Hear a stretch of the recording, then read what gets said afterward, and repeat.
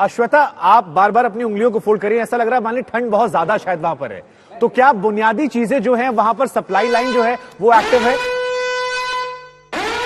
जी, उससे पहले मैं एक बार एक बड़ी खबर आ रही है, श्वेता माफ कीजिए, रुकूंगा आपको मैं। जंग के बीच टर्की में रूस और यूक्रेन की बातचीत हो रही है, ये नई जानकारी सामने आई है। रूस और यूक्रेन के विदेश मंत्रियों की मुलाकात होगी, ये जानकारी सामने आई है। हालांकि 3 दौर की बातचीत से बहुत कुछ नहीं निकला, लेकिन लगातार बातचीत चल रही है। ये एक अच्छी बात है कि बातचीत का दौर जो है वो लगातार जारी है। टर्की में विदेश मंत्री मिलेंगे दोनों, रूस के विदेश मंत्री लावरोव आज टर्की पहुंचेंगे। तो श्वेता, ये 2 सवाल आपके लिए। एक सवाल ये कि बातचीत का निष्कर्ष नहीं निकल रहा, लेकिन अच्छी बात है कि बातचीत जारी है। और दूसरा सवाल ये, क्या ठंड ज्यादा है और वहां पर बुनियादी सुविधाएं मिल रही हैं, जैसे कि आप जो भी चीजें ठंड से बचने के लिए चाहिए होती हैं?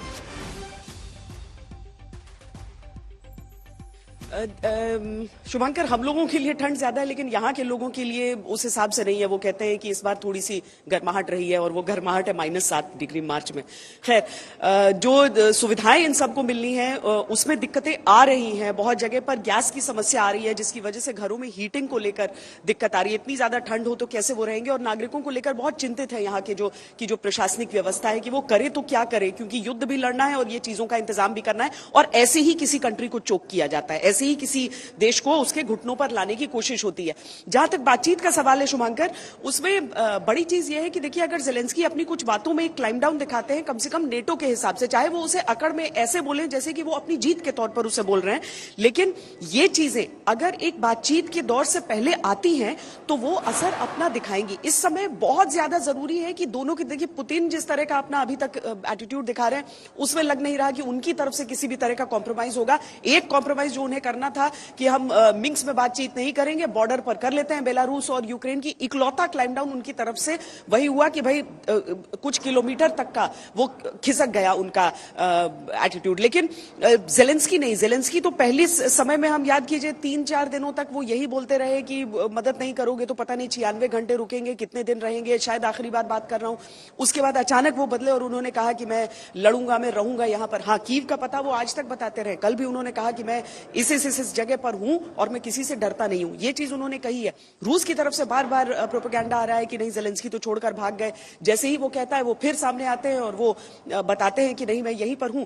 और अब लेकिन अगर नेटो को लेकर एक बड़ा बयान उनकी तरफ से आता है तो ये बातचीत के लिए एक बेहतर आधार हो सकता है। हालांकि रूस तो संविधान में संशोधन चाहता है ताकि आज ही नहीं, आने वाले समय में भी इस तरह की कोई चीज ना हो। जिन ब्लॉक्स की बात कर रहे थे सर अभी वो चीज उसमें सबसे अहम हो जाती है कि अगर ज़ेलेंस्की कह देते हैं कि नहीं, हम इधर ही रहते हैं, और उसके बाद संविधान में संशोधन होता है, लेकिन संविधान में संशोधन बहुत बड़ा क्लाइम डाउन हो जाएगा यूक्रेन के लिए। अगर इसके लिए वो तैयार होते तो युद्ध पहले दिन होता ही नहीं, पहली गोली नहीं चलती, पहला टैंक नहीं कूच करता। नहीं, हालांकि कई बार हैसियत या स्थिति देखकर भी इंसान कदम बदल लेता है। जैसे कल आप खुद कह रही थी कि ज़ेलेंस्की को शायद समझ में आना शुरू हो गया है कि बहुत सारे ऑप्शंस उनके प्लेट में बचे नहीं है।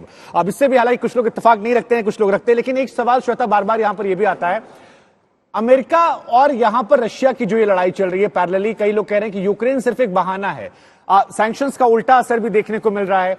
ऐसे में इन दोनों के बीच में क्या मैसेजिंग को लेकर भी कोई बात हो सकती है? क्या एक डोमिनेंस जिसका जिक्र बार बार कर रहे हैं, हायर डायमेंशन की जब हम बात कर रहे हैं, तो ये कितना बड़ा रोल प्ले करता है इस बातचीत के पहले जो यहां पर यूक्रेन और रशिया कर रहे हैं? किसी भी बातचीत से पहले कहीं पर भी अगर युद्ध एक बार शुरू हो चुका हो तो उसकी शर्त होती है युद्ध विराम। रूस अपनी तरफ से सुरक्षित गलियारे के नाम पर युद्ध विराम 3 दिन तक कम से कम यहां पर करता आया है लगातार, उन 4 प्रमुख शहरों पर जहां वो बहुत भीषण आक्रमण कर रहा था। लेकिन उसके साथ ही समानांतर वो क्या करता है कि दूसरे शहर पर अपने आक्रमण को उतना ही तेज रखता है, यानी कि वो अपने दुश्मन को दबा कर रखता है और तब कहता है कि मेरी बात मानोगे कि नहीं मानोगे, तो देखो अगर मानोगे तो यहां पर जैसी रियायत है वैसी रियायत मैं तुम्हें दे दूंगा।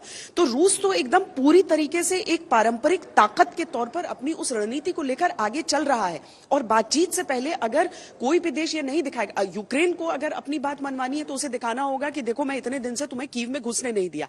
पर क्या ये सच्चाई है, या फिर सच्चाई ये है कि रूस अपने हिसाब की एक रणनीति को लेते हुए वो प्रवेश नहीं किया और उसने एक घेराबंदी ही रखी।